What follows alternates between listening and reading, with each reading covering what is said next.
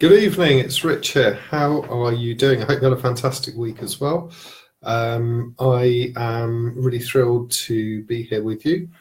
I think this is day 5 of my proposed 28 days without a break Facebook live videos so that I can connect with fellow therapists, hypnotists, coaches all around the world and do something that very few of us actually do, which is have a community where we're sharing the best ideas of therapy, the best idea of what works for us in business, the best ideas where we can share the best ideas of what work for us in our practices. So if you've joined me, I am here tonight. I'm going to be sharing something a little bit different with you tonight. First of all, Mr. Guinness. So let's open up because it's a Friday, so I think it's been a busy week for all of us. I've just come back from a Halloween disco with my son, with my family and loads of friends at the local school. We had a fantastic time, and I am going to have a pint with you now. And I wanted to, I've really enjoyed these.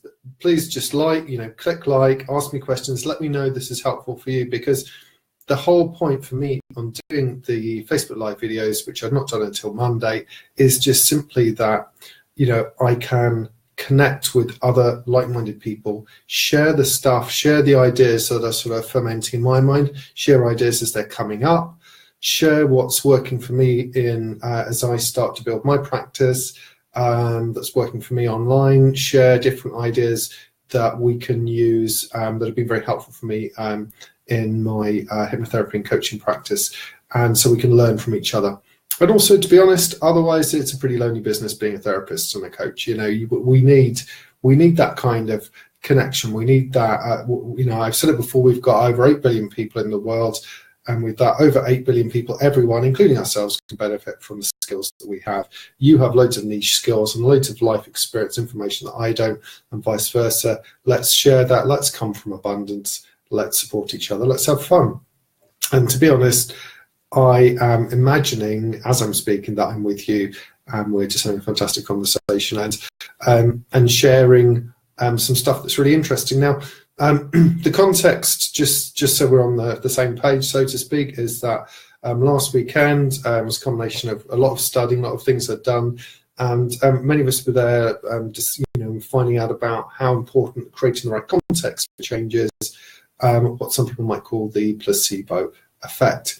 And so it's been very interesting because at that event I was given a book. I was given this book by Louise Hay, The Power is Within You. I've never read any of her books before, and especially feel drawn to that kind of new age metaphysical thing, not at this sort of point in my life. Yet it was a gift from Alex William Smith, aka Dr. Jonathan Royal, a wonderful friend and colleague and superb teacher, and he very kindly did that to me. So actually, in and of itself, that created a certain context in which I felt grateful, I felt warm, I felt certain emotion inside, and I decided to delve into this. And it's been interesting because I'm reading the new Dan Brown book, which is also a masterclass in capturing attention.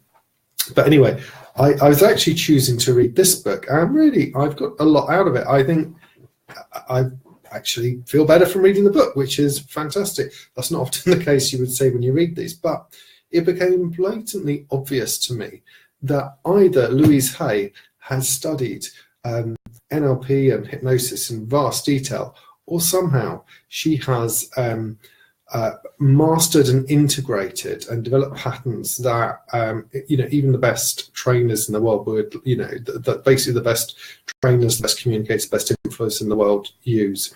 I mean, there are some amazing patterns that she uses in there, particularly things like reframing, that we can all use in our practice. So I'm going to talk about some of those now. I hope it will be fun for you. I hope it will be really interesting for you, because you can look at this in many, many ways. I want us to sort of look at it on one level as a massive placebo. That first of all, here's a woman who died very recently. I think she was in her early 90s. Wonderful woman by all accounts. Sold millions of books around the world. Massively successful Hay publishing company. she knew about business. She knew about communicating with people. She had people, the most wonderful fans who absolutely love and adore her. Now, so she knew how to influence people. That is for sure. There's no doubt about it. She knew how to get people to change. Therefore, arguably, she was a fantastic hypnotist. I'm going to show actually with the language that she uses and the context that she creates that in fact she is using what we might call hypnosis to create a context of change and to trigger that part of the mind that switches on, that thinks that yes, change is possible. Yes, change can happen. And she does it in such a wonderful way. Now, of course, I'm given this book, like I said, by a dear friend and colleague, as I am, in an emotional state, surrounded like heightened emotion, because we're in a wonderful environment, that kind of seminar environment, and you're given a gift. So now that is conditioned with other emotion in there. So then you're delving into something that's further emotion. She recently passed away. It's a gift. So the reason I mention that is because we don't have things happen. We don't have experiences. We don't have influence without a context. And the situation and the timing and the feeling and the people that are involved there set that context. That context becomes a frame a lens through which we experience meaning and through which we have some influence in our lives. And it's really important to be aware of that, because we're playing our part in contributing to these things all the time.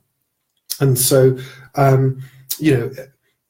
we've been discussing here how important that context is. We've even discussed that perhaps it may be the most important thing, that to the degree that even the hypnotic induction is relatively unimportant, given the importance relatively of setting things up with stage 1, stage 2 compliance we've talked about, but particularly just making sure that there is a heightened state of expectation, that things are in place, that all the things we talked about, like being a credible authority figure, are there before we get into the hypnotic induction. So I want us to get into this now, but first of all, let's have a little sip. Cheers. Sláinte bar, and to your good health. Excellent, fantastic. Now we are ready to go. Okay, I've written down a couple of page numbers here in the edition that I've got. They may or may not pertain to other copies. It doesn't matter. It's very easy to find them. But I know it won't be probably 100% easy for you to see everything that's on the flip chart here. The actual JPEG image of that I posted a few minutes ago on my Facebook page, so you can download it, so you can look at it, you can print it off. It's got some page references on there. It's got the words on there, the key phrases that I'm talking about. So if some of the jargon like reframing is not familiar to you, don't worry, I will explain that. So let me get up and maybe just have one more little sip.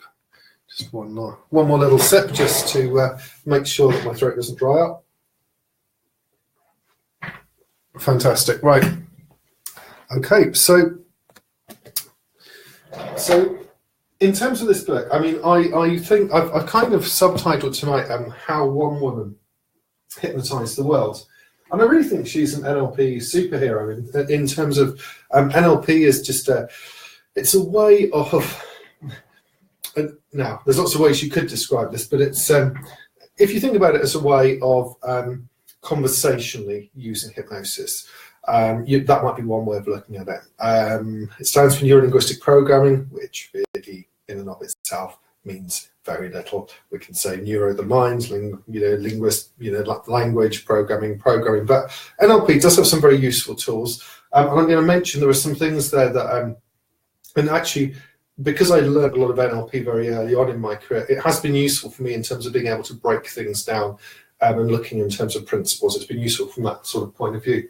But Louise Hay is a wonderful woman, and she, in this book, I think does a really good job of approaching the material that she's going to be talking about with absolute conviction. She has absolute faith. She talks about some kind of spiritual kind of church at the beginning. I've not heard of it before, but. Think about it. She's got faith, she's got conviction. Another way of saying that is the placebo effect, and another way, and the way in which she expresses a lot of those ideas is very direct. However, she also uses indirect communication techniques, what we might call indirect or Ericksonian hypnosis. And I want to give you some examples of that. And I'm going to read you out some stuff from the book here. And the reason that I think it's so useful is, if you think about these examples here, I think you're going to find that you can actually take these and you can use them, A, for yourself to be able to get a more positive mindset around any particular issue, but B, there are things that you can take and you can adapt for your clients. You don't necessarily need to take the spiritual side of here. That's kind of almost like a kind of additional part of the context here. Very early on, she's mentioning religion. You know, she gets you to a heightened emotion. She mentions cancer, then she mentions vaginal cancer, and all of a sudden she's set a very strong frame, a lot of emotions. She's got sort of illness there, sickness mentioned early on, which will of course cause a heightened state of emotion, and any time we have a heightened state of emotion, we are susceptible to the next suggestions that come, because we're bypassing the critical factor of the conscious mind. So let's have a look at it. I want to start off with one of the key things that she's doing in the book here, which is reframing. So reframing, as it's generally taught, is not perhaps the most effective thing in the world. So, and by that I mean that it's a reframes are like this. This is the sort of typical one if you read sort of standard self-help books. It says, don't say that you've got a problem, you've got a challenge. And of course, it's become very hackneyed now. And sometimes, honestly, if you go into a situation and somebody is having a difficulty or a problem, you go in and say, no, there's no problem. You have a challenge.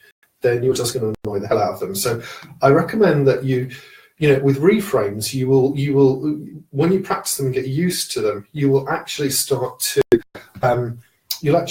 these very quickly, and you'll use multiple ones, one after the other, till you find the one that fits that particular situation. Now, she does this really elegantly in the book, and all reframes mean is that we have a situation and we're looking at it one way, and then all of a sudden we're mentioning something else, and you look at it another way. Your perception changes. One of my friends likes to give an example of, there's two cars going on the road. In fact, one of them is an ambulance and it speeds through the traffic lights. And he says, well, how do you feel about that? Or they speed through a red light. How do you feel about that? And then he says, there's a sports car zooming along. And it's got a woman with beautiful blonde hair and a very sort of a guy in a very expensive car driving it with a sort of gold watch, and he whizzes through the same red light. What do you think? What are your perceptions? And then he says, well, look, we'll consider this. The car, the ambulance was a bunch of frat boys on a party that have stolen it. They basically nicked it. The keys were in the ignition. They've nicked it, and they're having a bit of a joyride. So that's the first frame. So that changes the way you think about it. The person in the car, the lady has fallen down the stairs. She's in danger of losing a baby, and her husband is trying to get her there as fast as he can in his car. So already, just by painting, just by giving a little bit of context there, the actual frame, the lens through which we use that changes the meaning. And Louise Hay does this wonderfully in her book. Now, I want to give a couple of examples there. We start off with a couple of sort of smaller ones, then I'll get to some of the bigger ones that she uses. Very early on, she says, page 5, she starts to reframe illness. So let's read a couple of examples out. Let's have a look. Yeah. In fact, we'll come back to that one, because I think there's a couple of really cool ones here on page 7. Look, your mind is not in control. You are in control. Now think about that. Your mind is not in control. You are in control. So she's created a frame in which we're saying that there is one, that there is the part of you that thinks that you are doing something, or the part of you that thinks you know who you are, and then there's another part of you. And this is really interesting, because in fact, what she's saying is that you've got a kind of, if you will, a conscious mind, and you've got an unconscious mind.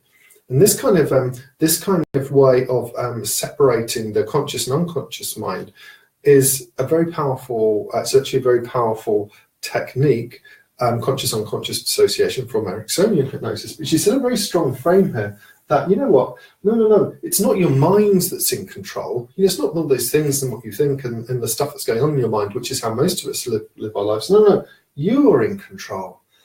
I mean, you are in control, not your mind. It's a real kind of mind-bending one, because it's like, well, what does that mean? But she's reframing things very subtly. She's not just doing this out of context either. She has got multiple ones of these going.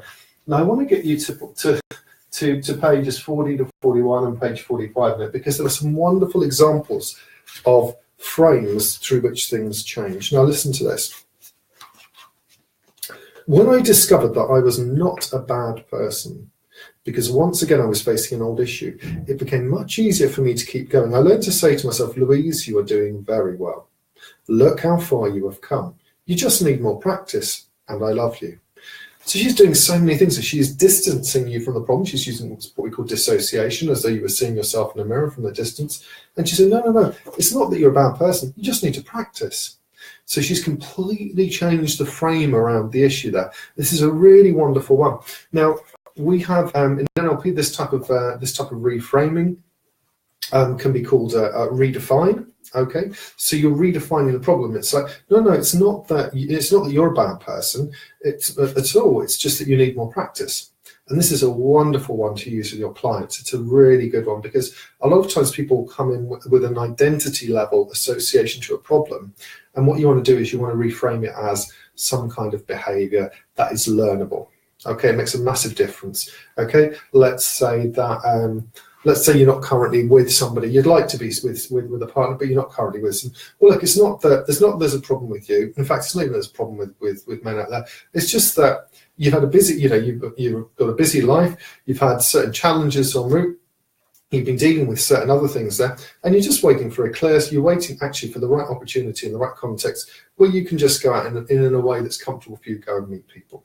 Now you could try that. Now that might not work for you, so we might try something else and say, well, it's not even that you're not with someone at the moment. It's simply that you're just taking a bit of time for yourself. It's kind of like when you go on holiday. Sometimes you just go there and you want to just go and chill out. And you want to go and do that, so that when you come back, you're just in a completely the right frame of mind, and you can just really nail what you need to nail.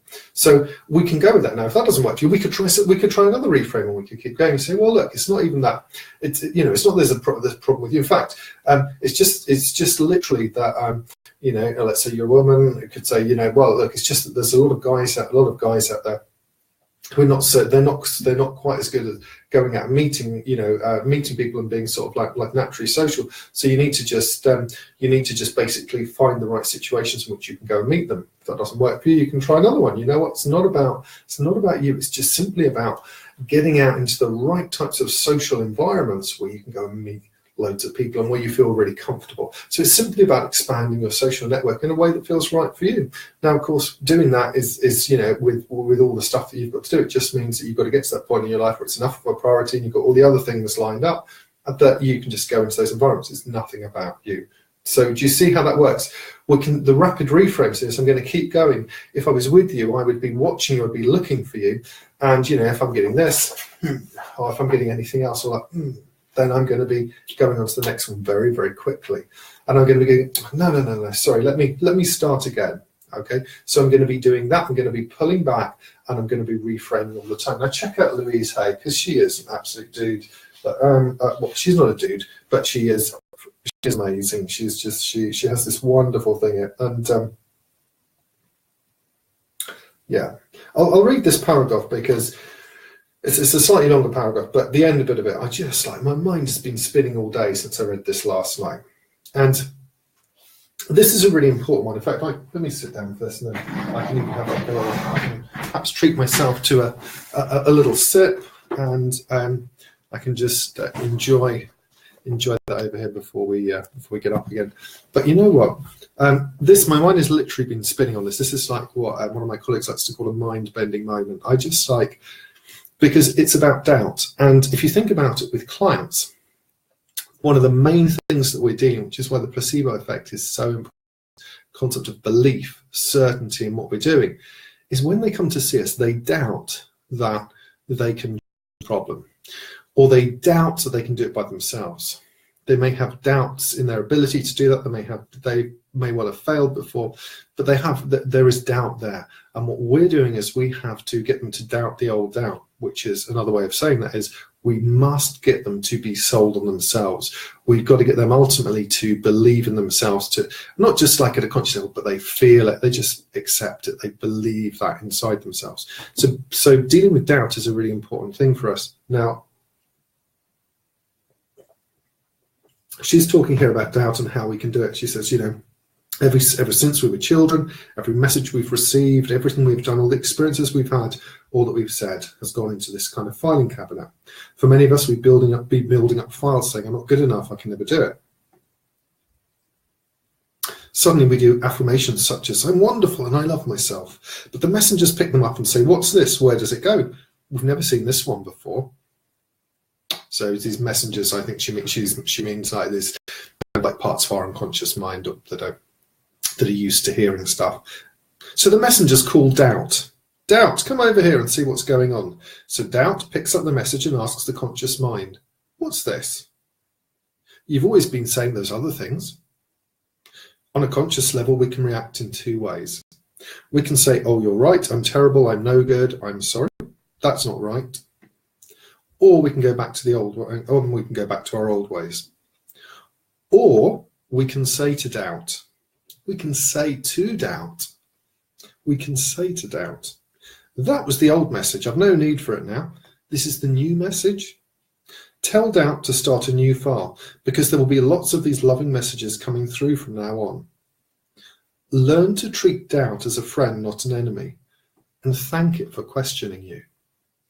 I mean, there are just take a moment to think about that. I mean, it's a wonderful, wonderful, elegant.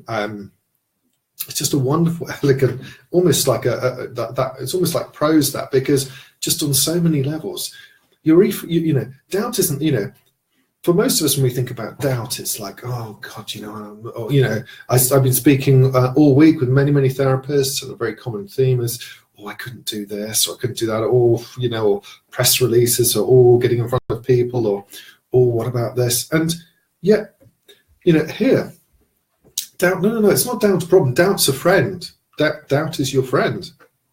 And doubt's there basically to help you. It's basically to check that, it's almost like having, I don't know, a PA or some, a good admin person who's there, got your back, and they're just checking the calls that are coming through and routing them and making sure that they make sense. I mean, it's absolutely wonderful. It's like, you can say, no, that was the old message. I don't need that. And this is the new message. I mean, it's a really interesting way of looking at it, because it completely spins your mind and it gets you to start to think of things in new ways. Now, that reframe may work slightly differently for you, because you may need something else for that to immediately start to shift that inside you. It may not have quite the emotional impact that it does for me. But it's really interesting, because she's saying here, she's using the conscious-unconscious dissociation again. On a conscious level, we can react in two ways. Oh, she's saying, or we can say to doubt. So basically, we can communicate with our unconscious mind, a particular part of our unconscious mind, and we can say, I just don't need that now. And there's a whole bunch of stuff inside there as well. One of the things that's inside there is what we call presuppositions. Now, inside of here is presupposed that there is that we actually have the ability to talk to our unconscious mind.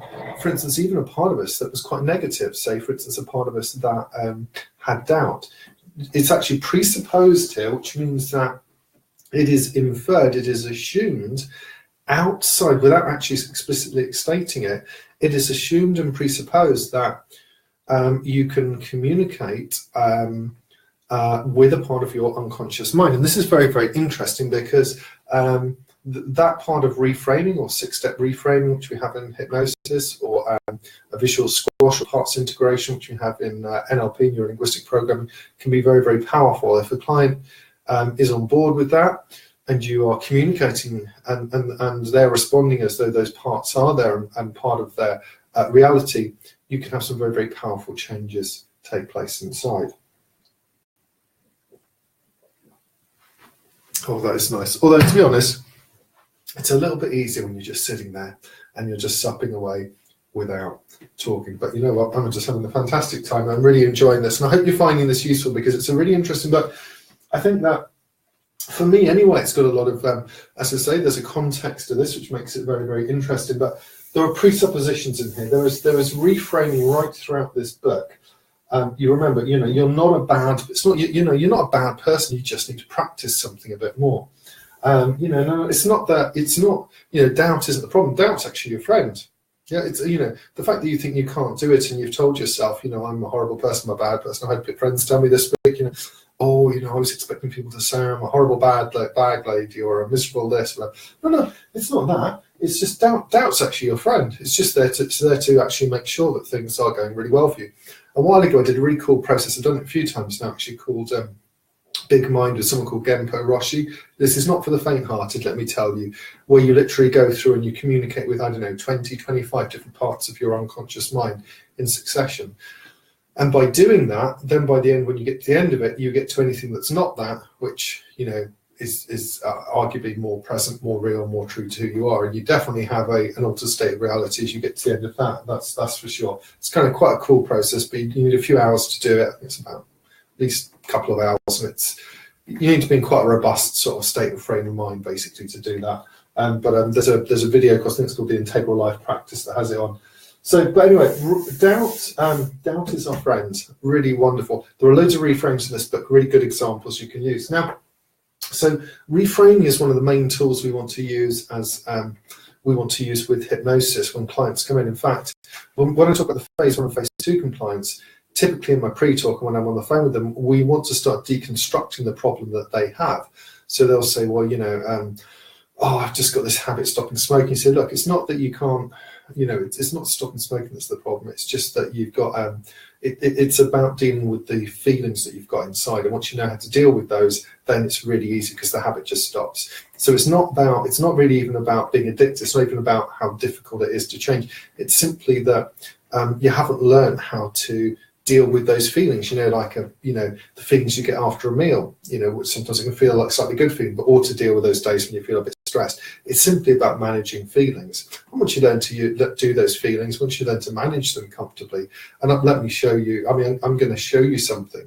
I'm going to show you a very simple way. In just a few seconds, you can get into a wonderful relaxed state again and again, because when you finish the hypnosis session with me, what's going to happen is you'll be able to drop into self-hypnosis anytime you want. It's going to feel wonderful. It's going to feel calm and relaxing. And when it's safe and secure for you to do that, you'll be able to drop into that, feel wonderful and calm and relaxed. And because of that, you know, you'll literally never even need to think of that old habit again. It'll be like it never even happened. So do you see what we're doing there? We're using the reframes, we're doing it conversationally. So again, we're stacking everything up, we're building that expectation, we're giving suggestions. Then of course, as you're doing this conversation, you are paying attention to make sure what their reactions are. And if they're there nodding and smiling and looking at you, you know, you're in good shape. So loads of reframes in this book, some really cool ones that you can use.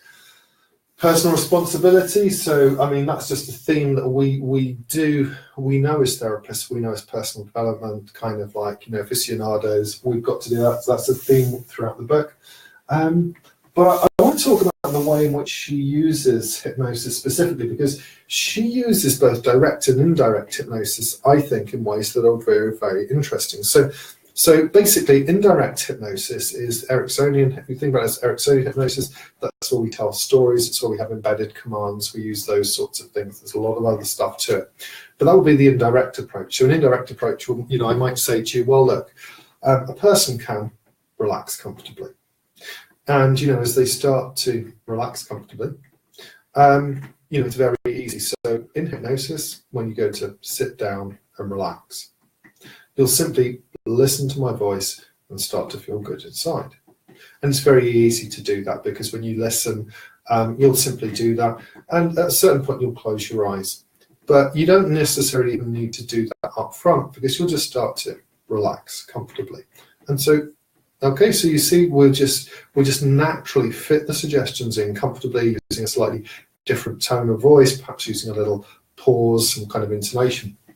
The direct approach is You know, you can relax now. Relax now. That's right. Close your eyes and relax, relax, relax. You're relaxing comfortably. You're relaxing deeply. You relax, relax, relax. So you can you can use both of those, and in the right context, both of them are very, very applicable. Now she looks like she's doing very direct in the book because she's giving you affirmations, i.e. suggestions that you can use.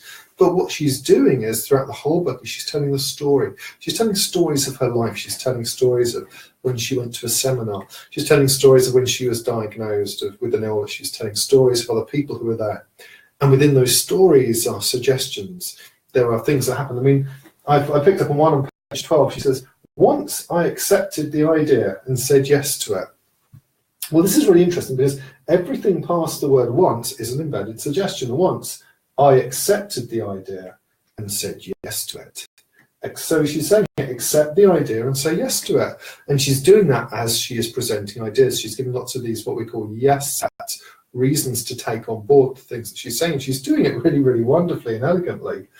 Let's have a look. I'll give you a few other little examples of what she's doing, but she's telling these stories and she is continually using embedded commands. So, once I accepted the idea and said yes to it, this is just like a classic kind of Ericksonian or NLP kind of approach to be able to influence.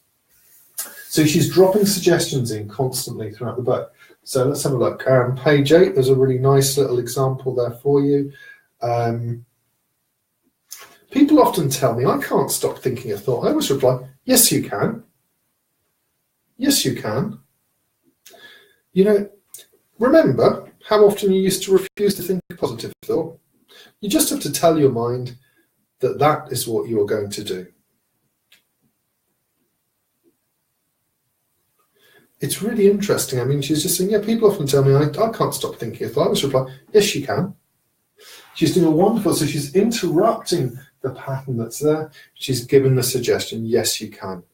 And she's doing that inside what we call quotes. So she's using one of the ways in which we can deliver embedded suggestions. One of the ways that they'll do that, if you learn the Milton model in NLP, is you're using quotes. And so she's doing them here. You know what? I always say, yes, you can.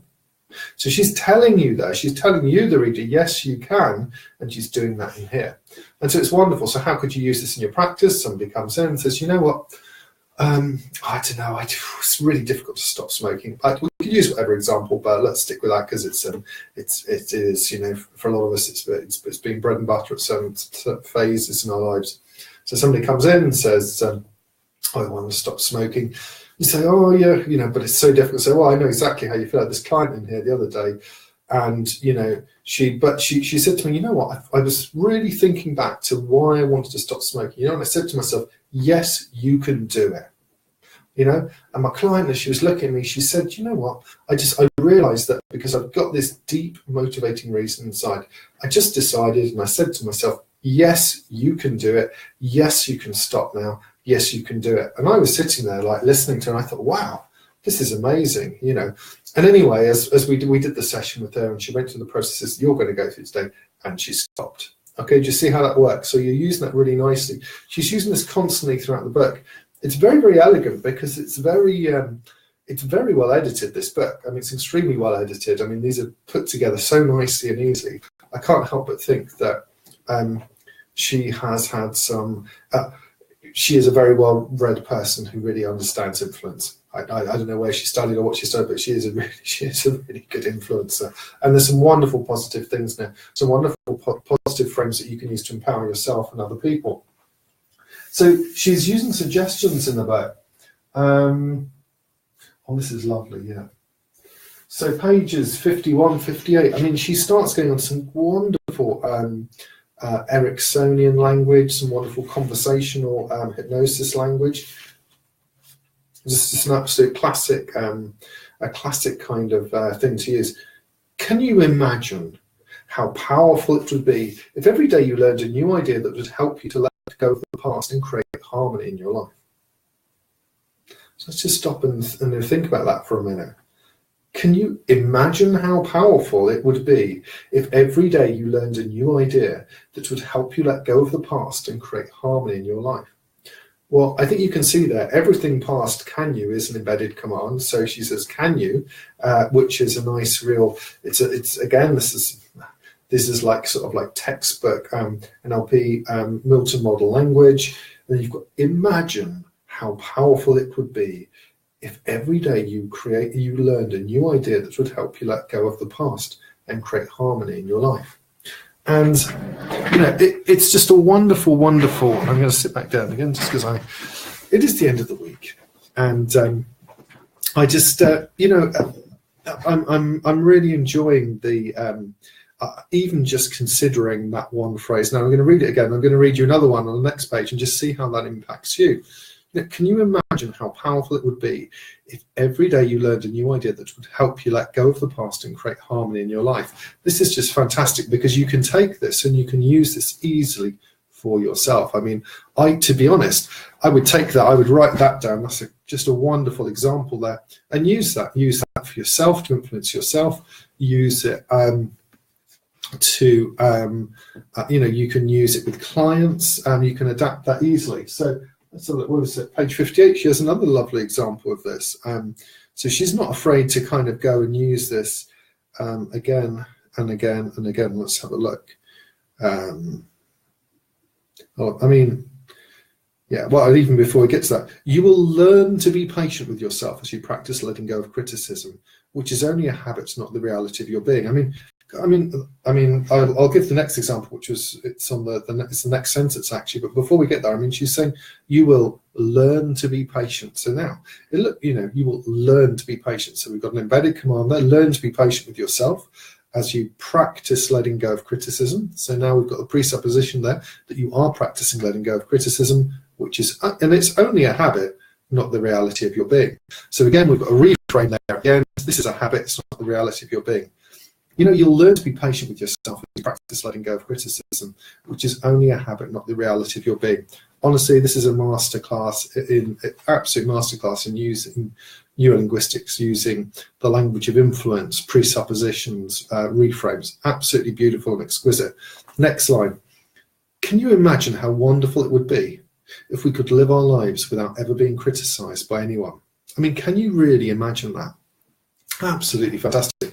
I've got some cards that I've got several packs of different cards actually with I love language patterns, so I've got many of these over the years. I've got from pretty much anyone who's ever produced them. If they've been there, I bought these packs, and imagine is it's just a sort of a classic kind of phrase that you can use to help a person start to use their mind, start to take it and focus it on what they want. So it's a really, really cool thing to do. It's a lovely phrase. So this book has got an awful lot of wonderful, wonderful stuff in it. Let's have a little look. I'm just going to check up there as well.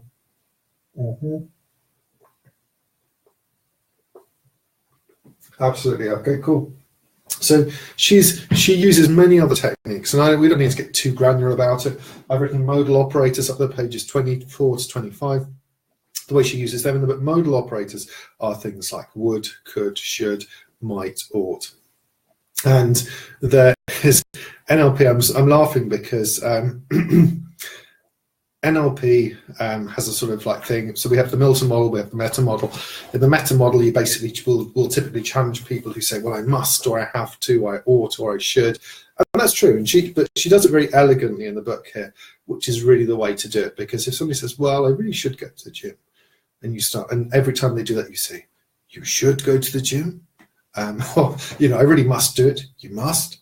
What happens is in the old days when they first developed the meta model based on the language patterns of family therapist Virginia Satir, there were people who they called meta monsters, and these meta monsters went around basically annoying the hell out of everyone, all their friends, family, and everyone else by challenging everything that they said. So you don't necessarily want to do that.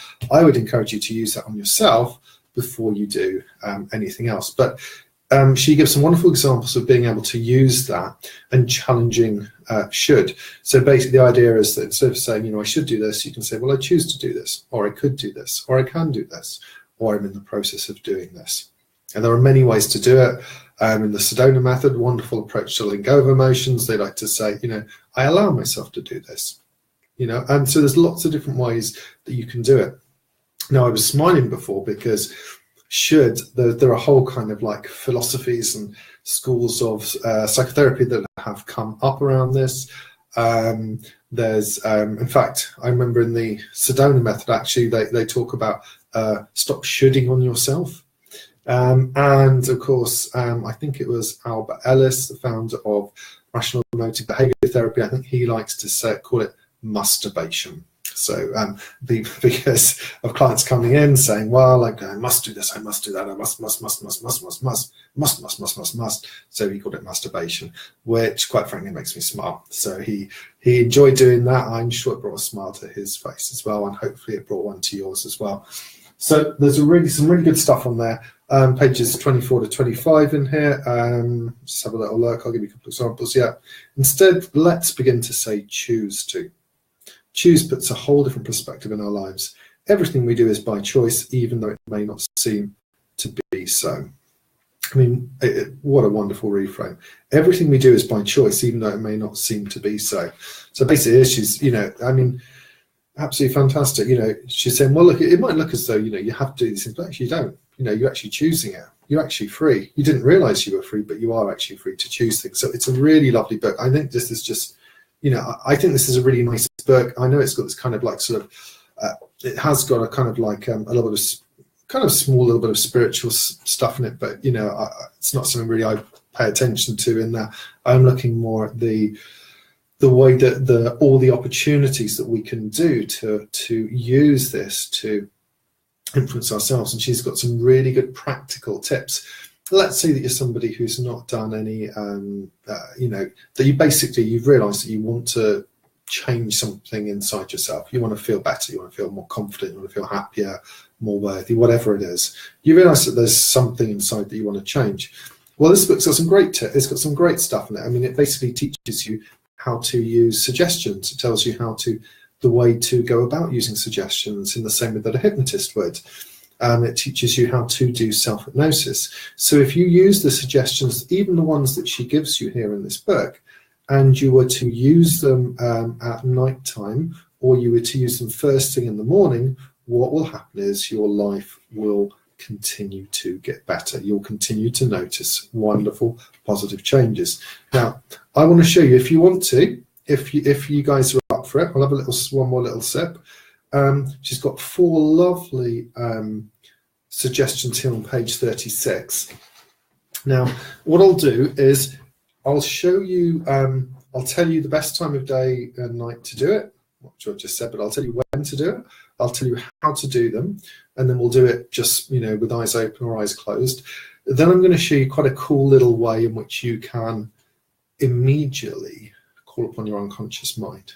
So even though it's kind of weird, there is no such thing as hypnosis, but then you can communicate with your unconscious mind. So that's an interesting one in the sense of this, that you can actually, I think you can influence yourself. I think you can, and who knows, maybe this is the Guinness talk, but I think you can definitely influence. I'm joking, but you can influence yourself. You can influence your thoughts. You can influence yourself. That is for sure. But you really want to build up a sense of positive expectancy inside. Now, as we've already seen, before we even do this, I'm going to teach you a way that I've found is very, very powerful and very, very quick, that will let you know immediately your unconscious mind is listening, so that when you give suggestions, you know they're going in. The suggestions are already in the book. There's 4 there that, really, to be honest, if you use those 4, your life's just going to get better anyway. So keep it simple. You could use any one of those. You will be fine. The best time to do them is first thing in the morning and last thing at night. So immediately upon waking, that thing, you open your eyes in the morning, instead of going, oh, God, it's another day, or whatever you say. You may not. You may just be, oh, I love it. I'm here and I'm going to take charge of it. Today is my day. This day is my day. And you may just jump out of bed. But I suggest, if you can take even 1-2 minutes in bed, do this. This will massively transform your life. Then when you're dropping off to bed at night, you also want to use this as well. Now, you can use it during the day, but to be very honest, if you get in the habit of doing that, you will just find that things will naturally start to improve for you. It's a lot of fun. It's very easy. When you get in this habit, you'll start to just find that your life improves really wonderfully. So I'm going to show you now. I'll show you just the Very simple way to do it, and then I'm going to show you how to do it with a nice way of knowing that you're communicating with your unconscious mind.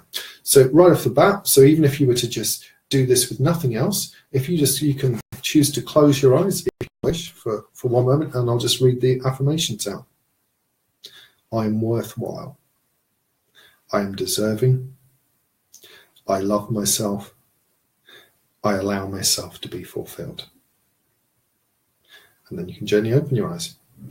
That's it. Those affirmations will take care of, those positive suggestions will take care, trust me, of pretty much anything that you need. Now, it's really nice for you. There's a little bit of icing on the cake here because, you know, in the book, she goes into various techniques that you can do. She talks about mirror work, which will help you dissociate, which will help you basically get a bit of perspective, you know, from and distance from the problem. But I want to show you how easy it is for you to know that you're communicating with your unconscious mind. Okay, so when you just close your eyes, if it's safe and appropriate for you to do so, and if you can just spare a minute, 2 minutes, you just close your eyes and focus inside. And I want you to just concentrate inside, to just really concentrate inside and just become aware of some sensations inside your body. Just become aware of something that you weren't aware of a minute ago. And then just notice the sensations in your right arm. Pay attention to your right arm as you notice those certain sensations inside. And I don't know which sensations you weren't aware of a few moments ago that you are now becoming aware of, however subtle. I don't know whether it's more a feeling or a movement or an image or some sounds or some stillness. But I do know that you can become aware of certain sensations. And as you notice those inside your mind,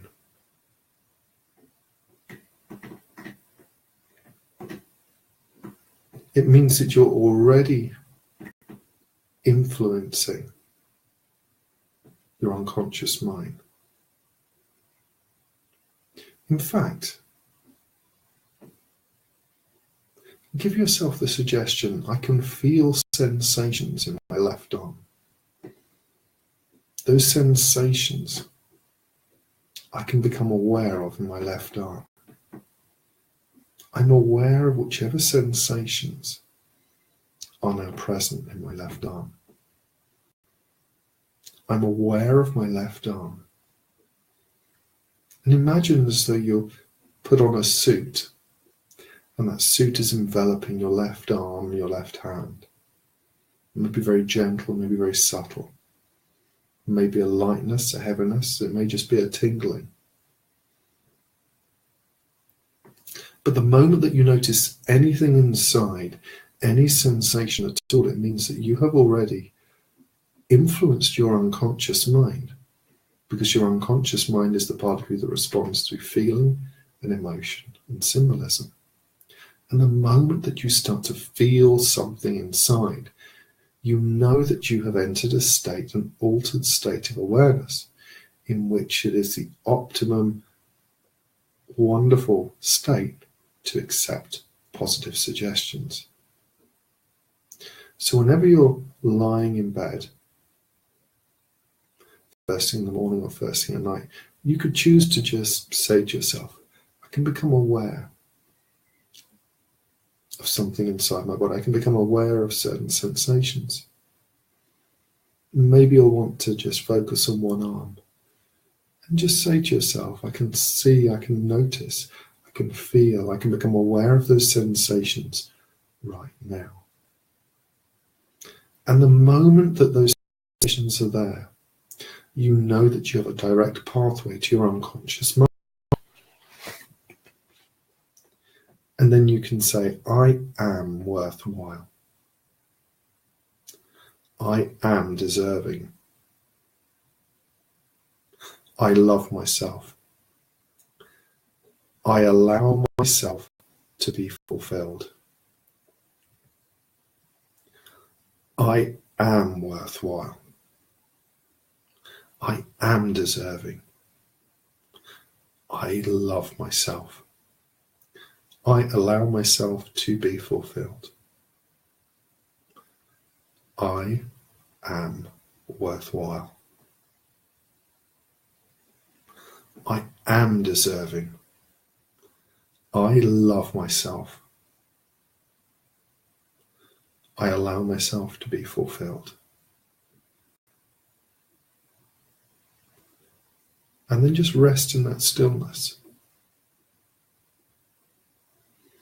And if it's nighttime, you can drift off then into a wonderful sleep as your unconscious mind continues to process these and start to build them up and let go at a rate that's right and appropriate for you of the old stuff to the degree it's comfortable and wonderful for you. So that first thing in the morning, when you come round, and as you say these to yourself again, you can comfortably become aware of some sensation in your body. And you could comfortably choose even just one of these, like, I love myself. I am deserving. I am worthwhile. You may even just say to yourself, I am a good person. It matters not exactly the wording of this as much as the powerful positive suggestions that you're giving to yourself. And you would say them gently and positively and with encouragement 3 times. Gently pausing in between each one that you say, to allow your unconscious mind to process these at a very deep level. Now,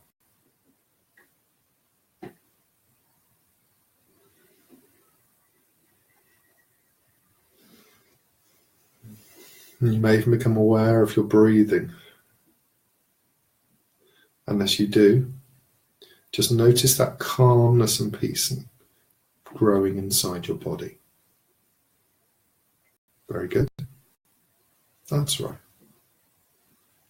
And so when you're ready, just stay in that wonderful state, but yet back in a more uptime, alert, wonderful, comfortable state of mind, you can gently open your eyes and come back.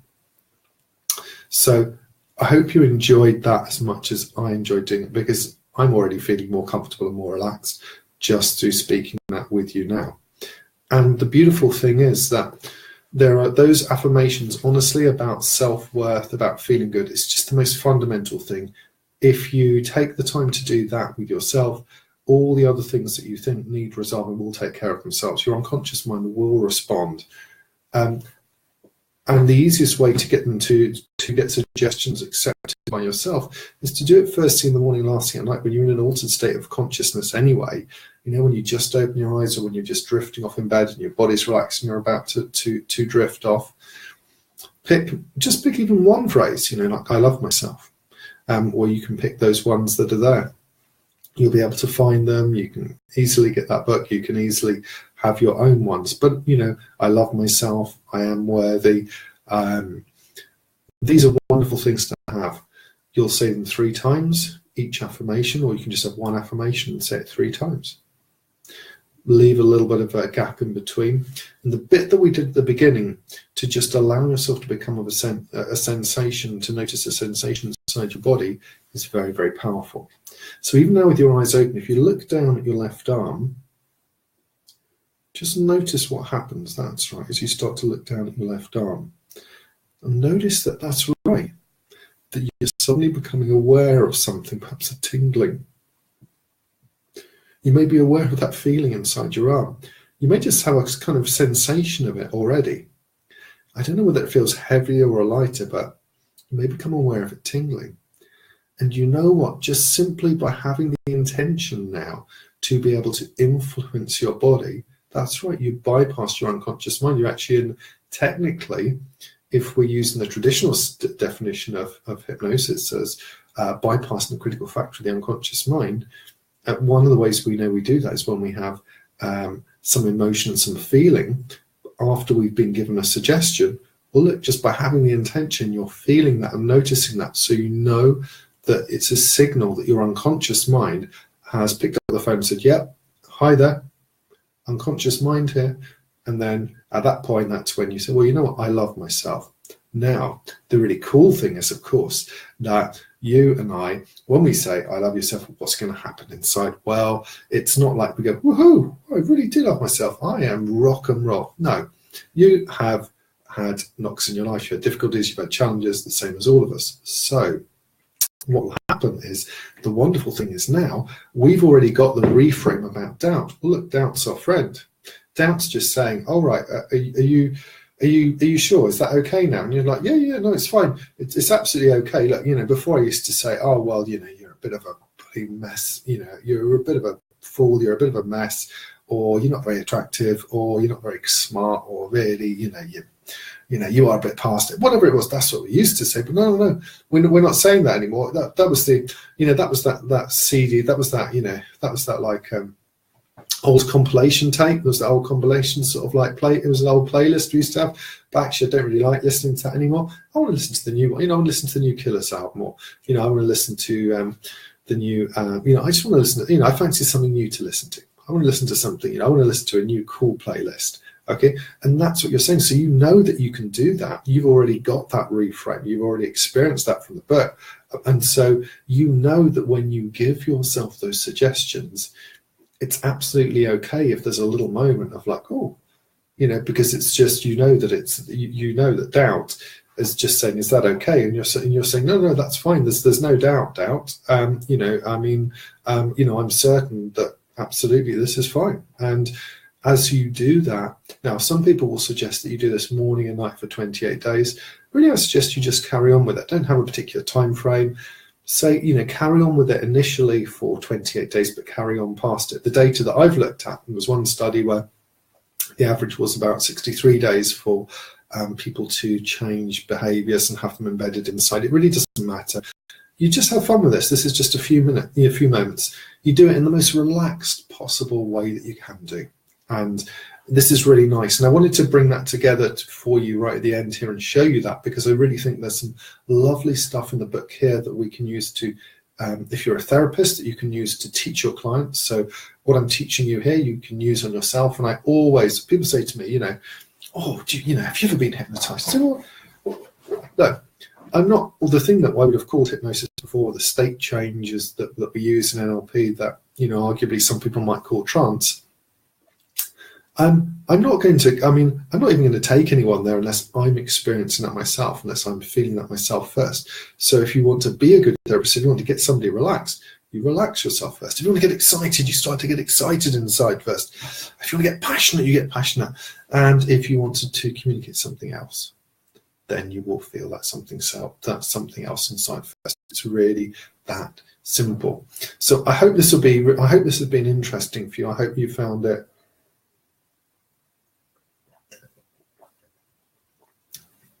an insightful way of looking at it, because I think that what's really nice about this book is it shows us, I think for me, at this moment in my life, it's a really good example of the power of context. When something's happened, the expectancy, the meaning that's behind it, the meaning has created a frame for me. And, she sets some wonderful frames in this book that we can use ourselves. And if you understand some of those, if you understand that what we're doing is we're trying to influence our unconscious mind, we're trying to change how we feel inside, then it's a really lovely thing. There are some wonderful, I would say that pretty much the suggestions that she gives in there about using suggestions, which she calls affirmations, are wonderful. You can use those yourself. I think she will probably, I'm not sure exactly if she tells you which time of day, I can't remember whether it's when she suggests doing it, but basically best practice is to do it in the morning, first thing in the morning, last thing at night. Give yourself a little bit of space, say them to yourself in a very nice, gentle and yet firm tone of voice, and leave some space in between. Even if it's 5, 10, 15 seconds. And if you drift off at night as you're saying it, absolutely fine, because you know what? When you go to sleep at night, you sleep and dream. So later on tonight, you are going to go into a wonderful, deep, peaceful sleep. I think you'll be surprised at how deep you go. Okay, because you've been here and because you've been listening even for a few moments, something inside you was something inside you had started to shift, because part of you had a desire to, and some curiosity to become aware of a new idea, which means that later on, that the parts and the segments of this that you're going to remember consciously, because some of them you'll just completely forget consciously because your unconscious mind is processing them and there's no need for you to consciously be aware of them. But yet other parts of you are just going to become aware of that later on.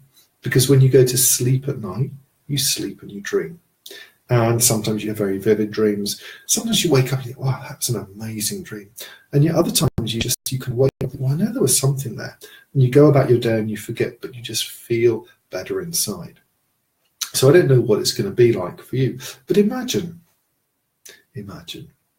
looking back in a few days' time and just feeling good inside and finding that you can actually just say to yourself, you know what? Yeah, I do love you. I'm a good person. I deserve success. I am happy. Imagine feeling good inside to the point where some of the things that you want to do, you can do through much more of a choice. So instead of saying to yourself, I should do this, I have to do this, I must do this, you can say, well, you know what, I can do this. I choose to do this, or yeah, I can get this done. And what would happen if in your life you started to shift from thinking about all the things that you should do to what you actually do want to do? And it's really interesting when you start to think in those terms, even though it may seem as though you're being a bit selfish at first, because let's face it, we've all got commitments and things that we need to do, whether it's even just in work or whether it's to family and friends and other people as well. And I think that's really good. But, committing to yourself and looking after yourself and making time for yourself means that you can then give from the overflow. If you're on a plane and there is some problem, and let's say there's a problem with oxygen, what do they say to do first? Always put the oxygen mask on yourself first, because then you can go and help your children, then you can go and help your friends, then you can go and help everyone else on the plane. If you're so busy helping everyone else that you don't have any oxygen on, then you pass out and basically you are not going to be able to help anyone out. So I think that's a really nice metaphor to finish with. So I hope this has been useful for you. I think it's a beautiful book. I'm going to go through it again, just take some time myself and process some of those things, because I just think she has a really nice way about it. She's clearly, I don't know whether she, I'm going to take it on face value and say that she totally believes that these are kind of spiritual principles to live your life, and that, there's some kind of like higher power that's there. Now, whether or not you do believe that, what's interesting about that is you will find that folk who have some kind of faith tend to often, do better in terms of, when they study kind of like and do qualitative studies, that there'll be a lot of kind of health, they have less health issues, less of certain types of problems, and you could argue that is simply faith, is the placebo effect in action. But she absolutely has this wonderful conviction that you can take charge of your life, and she gives you tools in such a wonderful way and a wonderful sequence. That these are probably some of the nicest, most clear, elegant, simple tools that you can use for yourself, with some wonderful suggestions that you can use right away. You can use them with your clients. She also is just a master of reframing as well. So even as you read this book, you don't need necessarily to be doing the exegesis that I've done. You don't need to be breaking it down into sort of looking at, there's this and there's that. You can just read it and you can just enjoy it. And that's how I would recommend that you do it. But I mention it as other fellow hypnotists and life coaches and NLP trainers, and just whatever field or discipline you come from, that there is a lot of richness in the book. And I think it's just really nice, because sometimes you'll like, for instance, if you learn, like I did, the traditional sort of NLP kind of patterns, they're very dry. You learn, well, this is called a modal operative necessity, and this is a complex equivalence, and this is cause effect, and I know some wonderful terms. I can't even remember some of the referential. This is a referential index, and honestly, there's some really interesting. We're learning phonological ambiguities. If there is a long, convoluted expression you can have from it, rest assured, NLP will find it. But the ability to shift perception is fundamental to being able to live and experience a richer life. And that's really where the power of reframing, where you can take the problem that a person thinks that they have, and you're going to deconstruct that on the hoof, as it were, from no, it's not about you as a person, it's about this behavior, and the implication there will be that behavior is something that can be learned, mastered, and if you simply apply yourself diligently to doing that, you can do it. So I'm here to say to you that you don't have any particular problem inside you that is fixed. Now, I don't care whether it's marketing, I don't care whether it's about your self-esteem, I don't care whether it's about relationships, actually even about health. It is simply a question of something that you need to practice. There will be things that you need to know. There will be skills that you can learn that will be able to vastly ameliorate, improve, help you overcome, dissolve, or remove that problem for you. There are skills that you can learn, and it's simply a question of finding the right skills and the right approach for you. Now, this is a really nice starting point. It's not the only one, but if you're not reading anything at the moment and you're looking for something for a bit of inspiration, I think it's a nice place to start. I also think it's a really good primer for people who are thinking of learning NLP, and they want to use hypnosis, and they have maybe they want to use it in a kind of softer way, or just a way that is more elegant, or they just maybe they find the other kind of material quite dry. Well, you can see here how you can take some of this and use it very naturally, very comfortably, very conversationally. I think this woman Eloise Hay is very wonderful, very inspiring, very kind. I know many of my friends speak very highly of her. And because I've had such a wonderful time of late connecting with other therapists and colleagues, hypnotherapists and coaches all over the world, it's really inspiring me to look at what does work, look at some of the deeper principles. And I think that this book really is just it's just really kind of spoken to me in that way, and I just wanted to share that with you. You can enjoy that book irrespective of the frames, the kind of the things that I've found in it, but I just found that they're really wonderful in terms of something that you can use right away, that you can either use immediately for yourself to feel better inside, or you can use with clients. And remember, the whole thing is that now you know that the thing that is the biggest problem for you that you used to be certain of is simply something. It's simply something where you need to learn some more information to practice certain skills to be able to handle that. And it may be that it's simply doing the affirmations at night and in the morning about self-worth will completely take care of that, as bizarre as it may seem. And it's also to be expected that there will be a little bit of resistance, a little bit of discomfort. There may even be a little bit of, there may even be a tear, or maybe even some emotion. But what will happen is that will dissolve very quickly, because you'll be able to stay present to it. And you'll also find that that will happen very easily and comfortably and safely and securely for you, because inside your mind you'll find that change can happen very easily and comfortably, simply as a result of realizing, simply as a result of learning that doubt is simply a gatekeeper. It's simply the person who is picking up the phone saying, hello, oh right, okay, but you've you always wanted us to deliver to this address, so oh right, okay, are you sure you want it to go to the other address there? And you're like, yeah, I just want it to go to the other address. And that's all you're doing. So doubt is there as your friend to check, to make sure, oh, have you done that right? You know, that kind of part of you that says, oh, have I got the keys? And you go, oh, did I lock the door? Okay, that part of you isn't trying to get you to sort of develop some, obsessive compulsive thing. No, it's a part of you that's there to make sure that you are safe. It's a part of you that's there to make sure you're comfortable. It's a part of you that's there to just make sure that everything's in order. Yeah, that's all it is. And so now you know that doubt is your friend. It just means that if something does come up now, you can just say to them, oh, yeah, no, it's absolutely fine. Actually, it is fine for me to be okay with myself, because you understand that doubt is your friend. So that's the power of reframes. That's the power of suggestion. That's the power of having the right context for you to be able to improve your life, for you to be able to take things forward in the way that you want. And I really think that I think that for any of us, as long as we are able to, as long as we're able to like understand, for instance, what I'm saying, hear what I'm saying, and process the information, I believe that given just the most basic sort of average intelligence, any one of us can change and improve and overcome things. I think society just runs very unconsciously a lot of the time.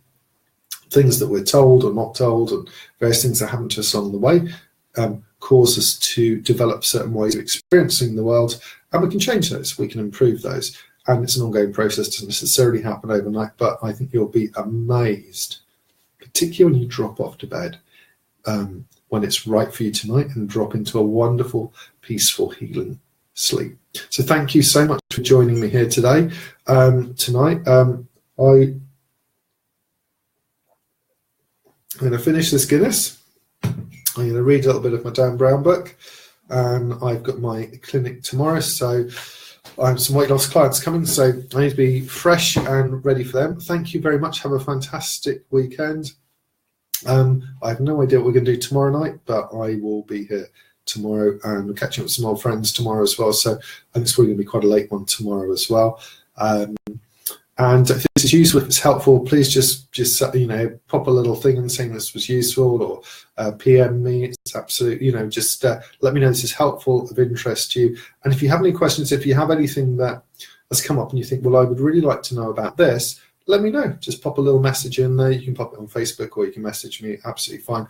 And I will do a video around this, because my reason for doing this, I've started off initially so that I can connect with colleagues around the world, that we can share information and look at the latest research and ideas on personal development, change, priming, the placebo effect, hypnosis, share ideas for how to build our businesses up so that we're able to really truly reach out and let people know and connect with people, let them know that we can help them, because if we don't, however good we are, if people don't know about us and know that we can actually help them, then we're not really going to be doing not really going to be, helping as many people as we could do. So that's to support each other, to do that, to build our businesses, and to share knowledge and share information and share ideas.